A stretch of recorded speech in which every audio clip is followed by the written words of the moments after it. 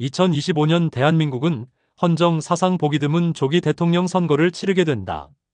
이례적인 정치 상황과 전례 없는 권력 공백 속에서 정치권은 물론 국민 모두가 극도의 긴장감 속에서 새로운 국가 리더를 선택하게 된다.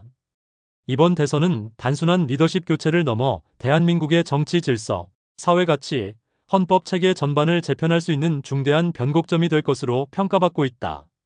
조기 대선의 직접적인 원인은 2024년 말에 발생한 계엄령 선포와 그에 따른 대통령 탄핵이다.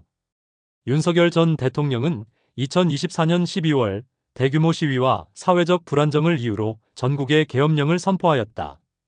이 결정은 시민사회와 국회, 법조계 전반에서 헌정 질서를 심각하게 위협하는 조치로 인식되었으며 민주주의의 본질을 위협하는 것으로 받아들여졌다.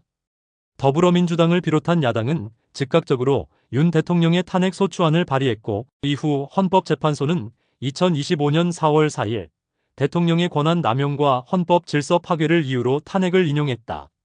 이로써 윤 전 대통령은 임기를 2년여 남겨두고 대통령직에서 물러나게 되었고, 대한민국은 헌법 제68조 제2항에 따라 60일 이내에 새로운 대통령을 선출해야 하는 상황에 직면하게 되었다. 중앙선거관리위원회는 2025년 6월 3일을 재정당과 조율하여 대통령 선거일로 확정했다. 이날은 공식적으로 임시 공휴일로 지정되었으며 전국적으로 대규모 유권자 이동과 투표 참여를 감안한 행정 조치들이 병행되고 있다. 공식 선거운동은 5월 12일부터 시작되어 6월 2일까지 이어지며 22일 동안 각 후보는 정책 공약 발표, TV 토론, 지역 유세, SNS 및 디지털 홍보 등 다방면의 선거운동을 전개할 예정이다. 이번 조기 대선의 주요 후보들은 정치권 내부의 구도 변화를 반영하듯 다양하고 복합적인 스펙트럼을 구성하고 있다. 더불어민주당에서는 이재명 전 대표가 가장 먼저 출마를 공식화했다. 2022년 대선에서 윤석열 후보에게 불과 0.7% 포인트 차이로 석패한 그는 이후 당을 이끌며 강력한 야당 리더십을 발휘해왔다.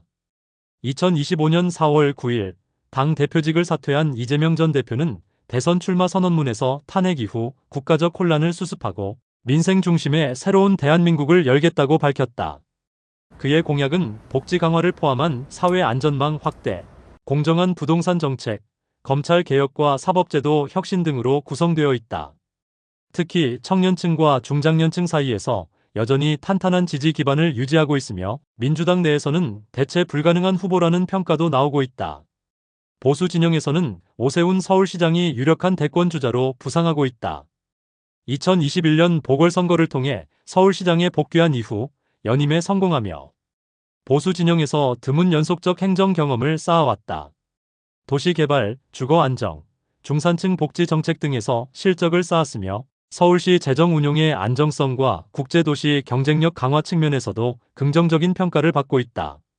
오 시장은 2025년 4월 13일 공식적으로 대선 출마를 발표할 예정이며 현재 국민의힘 내부에서는 가장 유력한 주자로 지목되고 있다. 중도 성향의 유권자들에게도 어필할 수 있는 점이 그의 강점 중 하나로 꼽힌다. 김문수 노동부 장관은 보수 진영 내에서 가장 강경한 노선을 대표하는 인물이다. 그는 오래전부터 핵무장론, 자주국방, 반북 강경 대응 등을 일관되게 주장해왔으며 이번 대선에서도 국가 생존과 주권 수호를 주요 기치로 내걸었다. 한미 동맹 강화, 북핵 대응 전략 재정립, 군사력 확충 등 안보 중심의 공약이 그의 메시지를 구성하고 있다. 다만 그의 발언이 일부 보수층 외에는 호응을 얻기 어렵다는 지적도 있으며 여론조사 지지율 면에서는 여타 후보들에 비해 낮은 수준을 유지하고 있다. 홍준표 대구시장 역시 대선 출마 가능성을 열어둔 상태다. 그는 이미 2차례 대선에 도전했던 경험이 있으며 특유의 거침없는 화법과 사이다 정치로 보수층 내에서 고정 지지층을 확보하고 있다.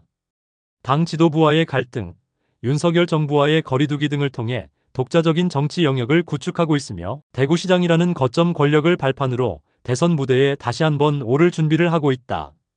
그는 특히 당내 경선에서 기득권 비판과 보수 혁신을 강조하는 전략을 펼칠 것으로 보인다. 민주당 내에서는 김동연 경기도지사 또한 유력한 잠재 후보로 거론되고 있다. 경제부총리 출신의 김 지사는 경제 실무 능력, 온건한 정치 성향, 청렴한 이미지로 평가받고 있으며 정책적 전문성과 안정감을 무기로 삼고 있다. 그는 지역 균형 발전, 중소기업 육성, 교육 및 인재 정책 강화를 중점 공약으로 준비 중이며 실용 정치와 정파를 넘는 국정 운영을 표방하고 있다. 특히 수도권에서 강한 인지도를 보이고 있으며 이재명 후보와는 상호 견제 및 협력의 관계를 이어가고 있다. 이번 대선의 주요 변수 중 하나는 보수 진영 내 후보 단일화 여부이다. 오세훈, 김문수, 홍준표 세 인물 모두 국민의힘 혹은 그 외 보수 지지층의 지지를 받는 만큼 내부 경쟁이 장기화되면 표 분산이 불가피하다. 반면 더불어민주당은 이재명을 중심으로 일찍부터 대선 체제를 정비하고 있어 상대적으로 조직력이 안정되어 있다는 평가를 받고 있다. 또 하나의 주요 관전 포인트는 2022년 대선의 리턴 매치 가능성이다. 이재명 대 오세훈이라는 구도가 형성된다면 중도와 수도권 표심의 향방이 승패를 가를 핵심 변수로 작용할 것이다. 특히 2030 세대와 50대 유권자들의 선택은 정책과 인물의 균형적 판단에 큰 영향을 미칠 것으로 보인다. 이번 대선은 단순한 정권 교체나 인물 경쟁을 넘어 대한민국 헌법의 회복과 정치 체계의 리셋이라는 역사적 의미를 갖는다.